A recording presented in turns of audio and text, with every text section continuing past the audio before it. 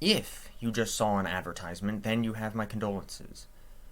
YouTube has now announced that they're going to monetize videos even when the creator doesn't want them to be monetized. I started this channel back in 2013 with the explicit intention of keeping them ad-free and not making any revenue from it. And now YouTube is removing my ability to do that. So if you're interested in viewing my videos ad-free, then I recommend using an ad blocker in the short run.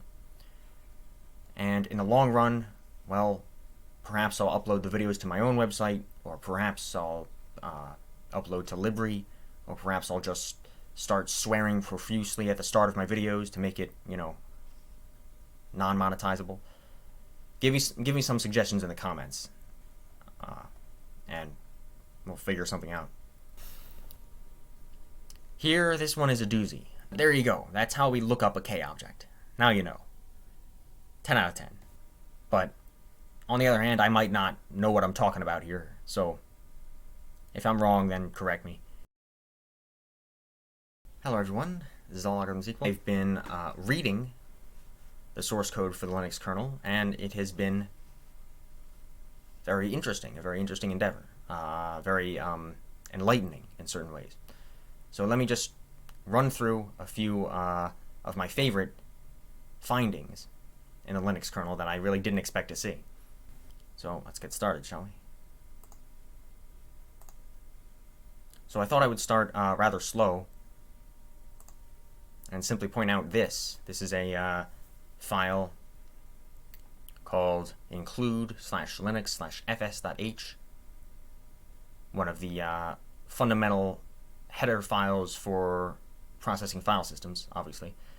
And this is just a rather innocuous mistake, as mistakes go in programming, but it's simply a spelling error, as you can see. It says that the file is opened using open, that particular call, and is writable only for IOCTLs. And then it says special hack for floppy.c. So, but it has a bit of a spelling error there.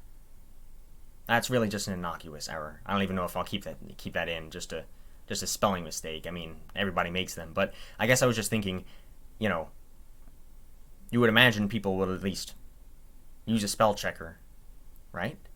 Or perhaps not. I'm one to talk. I don't always use a spell checker for my code, because I usually just use Vim without any plugins, or without very many plugins. So, anyway, this is just a very minor mistake, obviously, but let's keep going, shall we?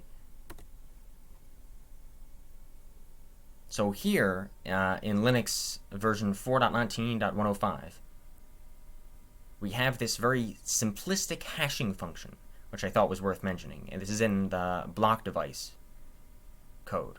And they admit they even admit it's most likely a very bad hashing function. Basically, we're just summing major of the device number and minor of the device number, which are those are preprocessor macros, which I think just shift the number, a certain number of. It's like a bitwise shift, shifting it up a few bits. So this is just a very basic hashing function that I thought was questionable at best. Surely there's got to be some kind of better way to hash device numbers, but maybe not. Here we have a different hash number. This is actually from a more recent kernel code, from version 5.13.6, I believe, in the initramfs code. It's a little bit of a more elaborate hashing function. We have a major number, a minor number, and an inode. Presumably it means inode. INO. Major is being shifted 3 bits up and being summed with minor and the inode number. And then we have this next line, temp plus equals temp right shift 5. So it's right shifting at 5 units. And then it returns temp and 31, meaning it's really just returning the lower 5 bytes. So lower 5 bits of this number. Now, this, I have to admit, is actually a slightly better hash function, probably. But nonetheless, there are still collisions. I guess there are always collisions with any hash function, to be perfectly honest. But I just found this to be interesting. It's not necessarily bad, it's just interesting.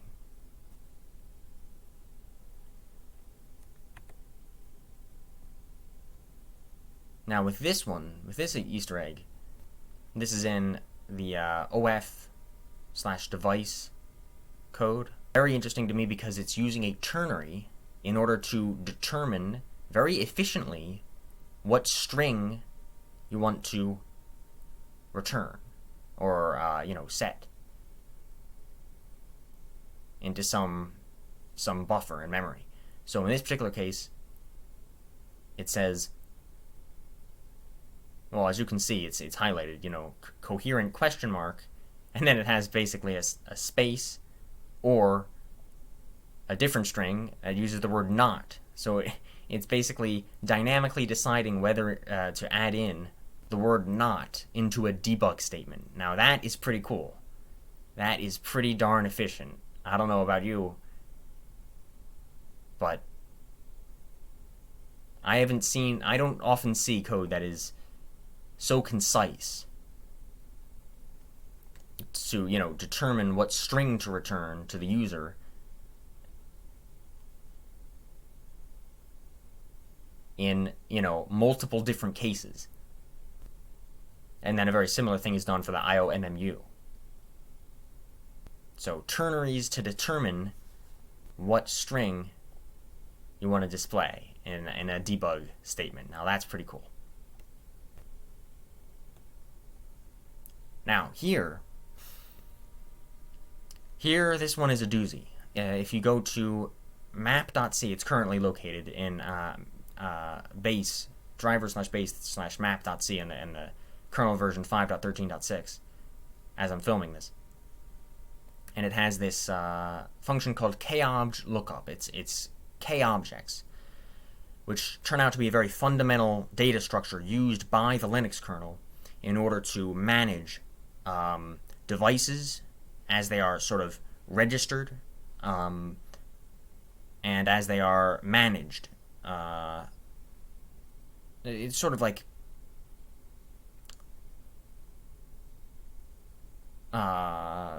managing devices, and there's a somewhat complicated process whereby they can be set up for the user to see in a userland process. It's using something called sysfs, and those of you who are familiar with Linux will know this already. But the point is that all of these k-objects are stored, but sometimes you need to look them up. Like, choose the appropriate driver for a device. And we have this k-object lookup function, which may or may not look interesting to you, but let me point out just a few key facts about this. I don't know, you may have already noticed some interesting things about this. The first thing you'll notice is that, okay, so we have this this retry label at the top. Seems reasonable. That's just something you want to do if you want to retry.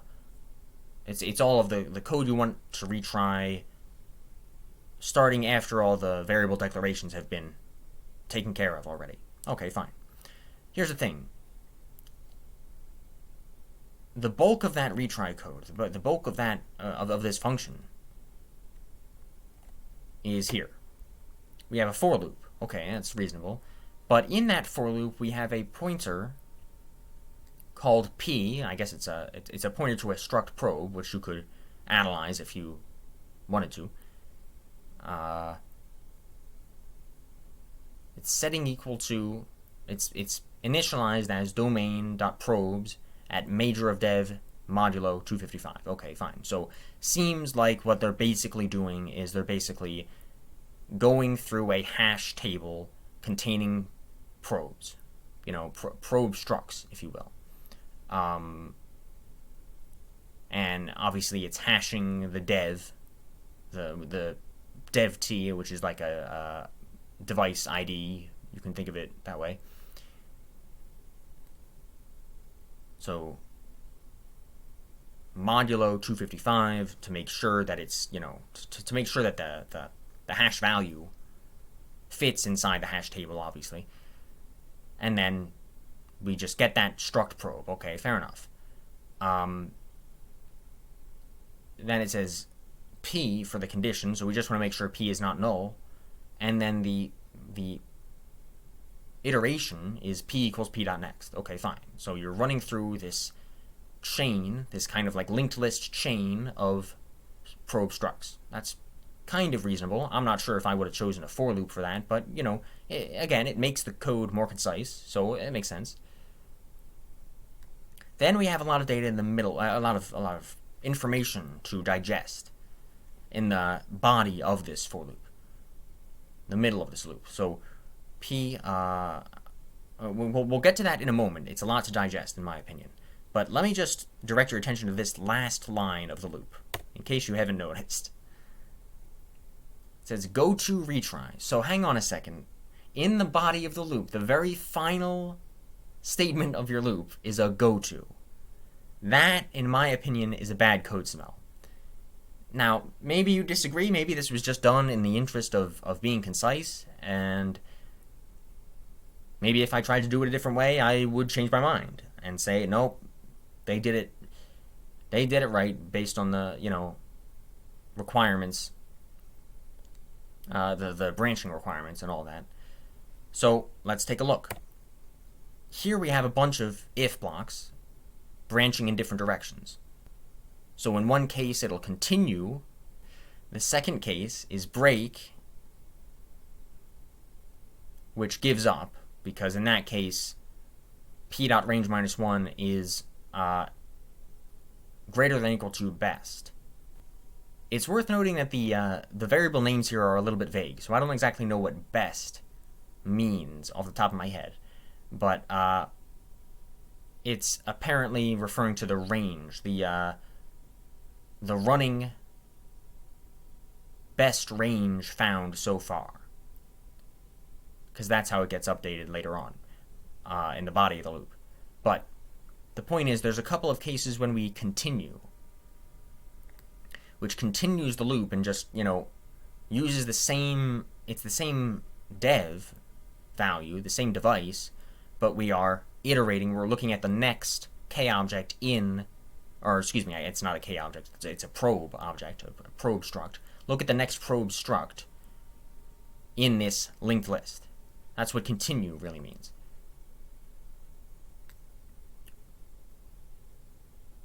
But all the while, it is keeping track of this best variable to see the best range that is currently recorded.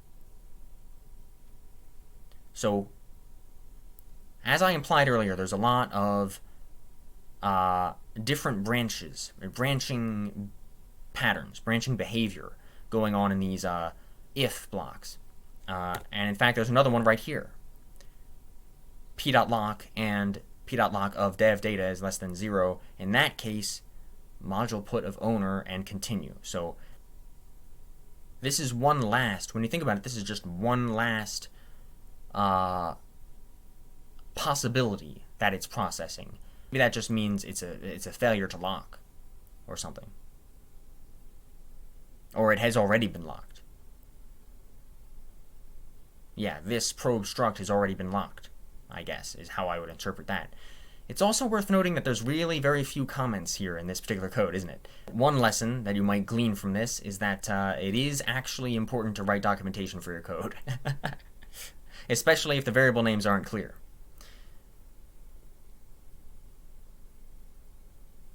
Otherwise, you'll need, you'll need some time to walk through it, like I'm doing right now.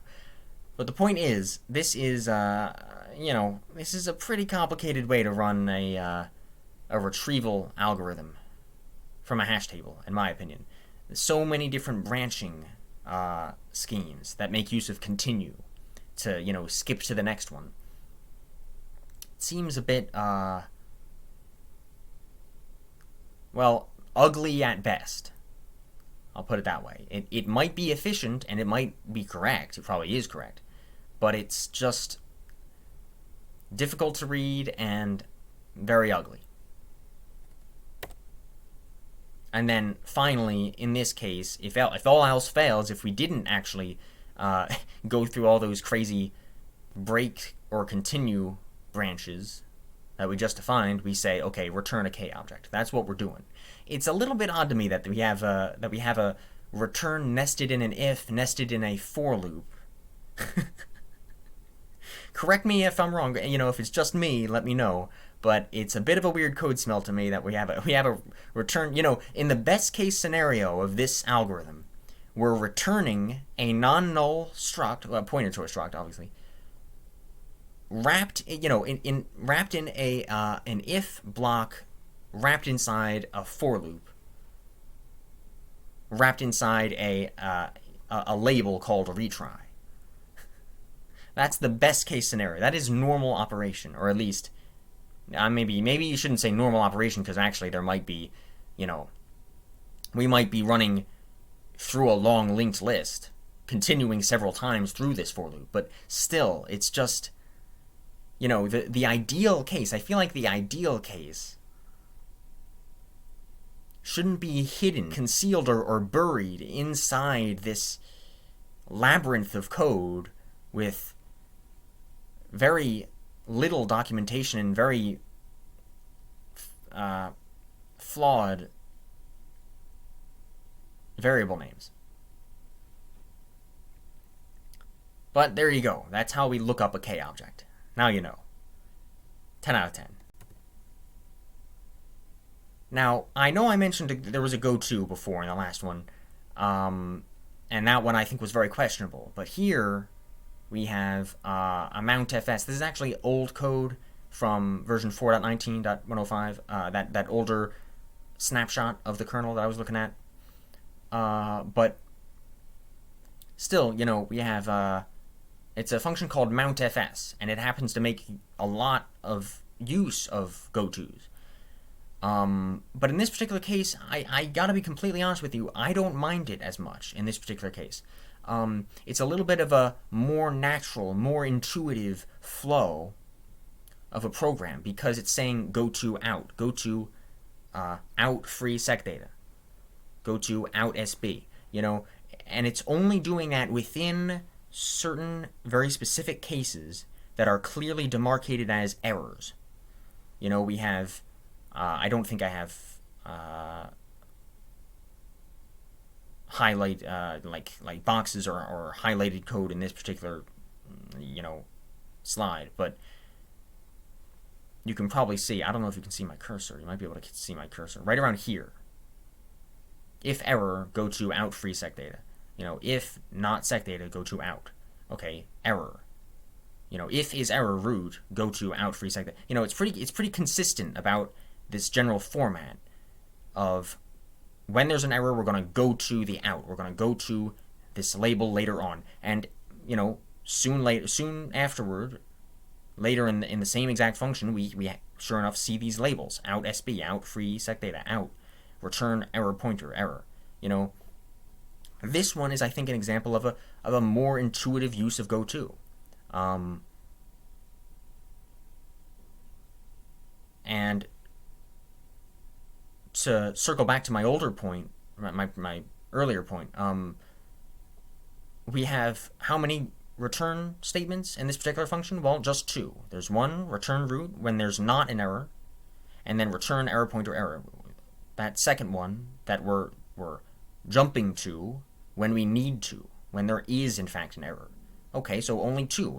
Here we have success, here we have failure. That's pretty darn intuitive, in my opinion. So props to whoever wrote this. But as it turns out, this was still a relatively flawed algorithm. It's not a flawed algorithm. I mean, it was correct, obviously, but still wasn't super intuitive because we had many variables here, many different parameters. One for the file system type, one for the flags, one for the name, one for the data, which is a void star pointer, a void pointer. So for one reason or another, they ended up refactoring this particular function.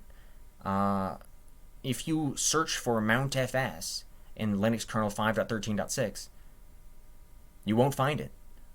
You know why? Because they refactored it, for better or for worse. And so instead, starting around kernel version 5, I think it was certainly by 5.1, they reorganized it, refactored it into something else, which you can look at here. I'm pretty sure this is in namespace.c, called do new mount fc. So this is, creating a new mount. They even have a comment there. It's talking about a namespace tree. Now, I don't fully understand this, but what I do know is they refactored the parameters a fair bit. FS context, struct path, and an unsigned in for the flags. So it's a little bit different, and it even returns a different thing. It returns basically an error code. But the general idea is similar, because you're using this SB kernel mount function, as I understand it.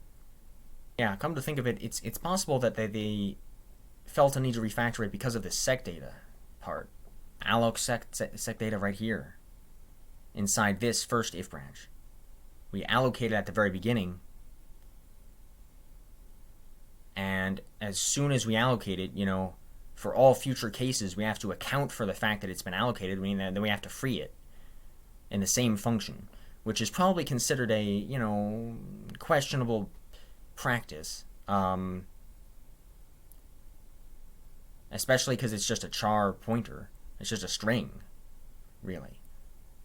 So do we really want our mountFS function to be dealing with this dynamic memory management? I mean, it might not be the best form. But on the other hand, I might not know what I'm talking about here. So if I'm wrong, then correct me. Sorry, Linus. Actually, Linus probably didn't even write this. I think somebody else probably said this part of it. But I just thought that was worth mentioning. But now, let's end on a high note. Talk about something funny that I just encountered. I just stumbled upon it just by sheer dumb luck, I suppose. Sometimes you see code that doesn't have comments in it. Sometimes you see code that does. And this is one of those cases where you find a gem in the comments of a large software project. Define is Bill Clinton. Define if Stephen Rosted. Now, that is pretty darn cool. This is a very, very fundamental header file called compiler.h. I think it has some very, very basic preprocessor macros, as you can see. Many of them having to do with, checking for the platform architecture and compiler that's being used to actually compile the kernel. But we have this very, very lengthy trace if value preprocessor macro, which I confess I don't fully understand it, but I ended up reading this, and you see this comment here, define if. So I think that speaks for itself. I mean, that's pretty darn amusing to just stumble across a funny comment like that on a very large, famous code base. So if you're still watching, thank you very much. And I had some closing comments. First of all, these are some excerpts that can make us laugh and make us cry. These are lines that you could hang on the wall as like a portrait, something that you can cherish. And it really shows the human element of programming. And I guess in a more pragmatic sense, or a more practical moral of the story, what I discovered is that I'm not alone, and, even the Linux kernel isn't perfect. It's, even something famous for being so advanced and complex, and, something that only the experts work on. We still can find quirks in it. It's probably not a perfect paradise that you may have thought it was, or as I thought it was. So, and then the final point is that, several years ago, one of my internet friends made a comment that programming is half science and half art. And, I think that this is kind of evidence of that. What better proof of that could we get than, excerpts of code that make us laugh and make us cry. Let me know if you take a look at some open source code and find Easter eggs. Let me know in the comments.